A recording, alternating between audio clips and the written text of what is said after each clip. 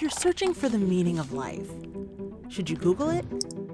According to Wikipedia, the meaning of life, or the answer to the question, what is the meaning of life, pertains to the significance of living or existence in general.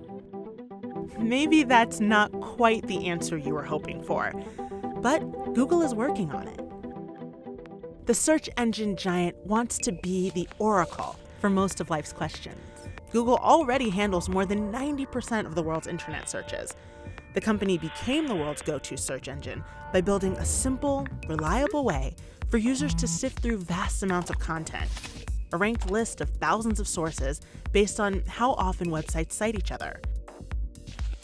Now, it's expanding a different format that delivers a single answer above all other results, the featured snippet. It's all part of a race among tech companies to win users with more intelligent virtual assistants and speakers that can answer questions immediately without the need to see a screen. But things are getting a little complicated. Google used to rely on something called the Knowledge Graph, an internal encyclopedia with more than 1 billion entries for answers to basic factual questions, like when is Mother's Day, or how tall is Shaq?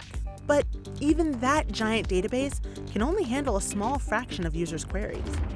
So the company introduced the snippet, which scrapes answers from the internet instead of the Knowledge Graph database. As a result, Google is also answering more subjective and, in some cases, unanswerable user questions. And sometimes the results are controversial or just plain wrong. To handle more queries, data shows Google's algorithm is pulling answers from less reliable sites. Query, why are Komodo dragons endangered? And this is what you get: volcanic activity, fire, and tourism. The source? A student's report from an elementary school in Edmonton, Canada. Also, Komodo dragons aren't endangered. Earlier this year, some wrong Google answers attracted attention on social media, including that several US presidents were members of the Ku Klux Klan. Google what presidents were in the KKK.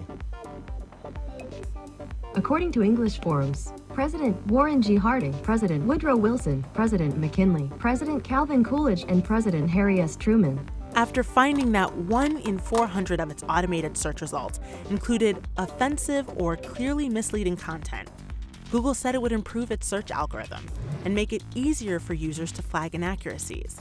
Google says the answers it surfaces are a reflection of what people are searching for and what's available on the web. This can sometimes lead to results that are unexpected, inaccurate, or offensive. A review of Google's answers shows the company appears to have disabled featured snippets for many queries that touch on contested issues, such as politics and religion. Data also shows that Google has slightly reduced the prevalence of featured snippets in recent months, though those rates are still much higher than a year ago. The company says it doesn't fiddle with the automated results, but it does shut off the answer service for some queries because they violate company policy, such as adult content or instructions on how to make drugs. Industry observers say inaccuracies or bias in featured snippets are troubling because they appear to have the backing of Google as a single authoritative answer to a question. And Google and other search engines are among the most trusted sources in the world. A 2016 survey across 25 countries showed 64% of respondents trusted search engines, the best rate of any source, versus 57% who trusted traditional media and 41% who trusted social media. To be sure, Google's answers are almost always right.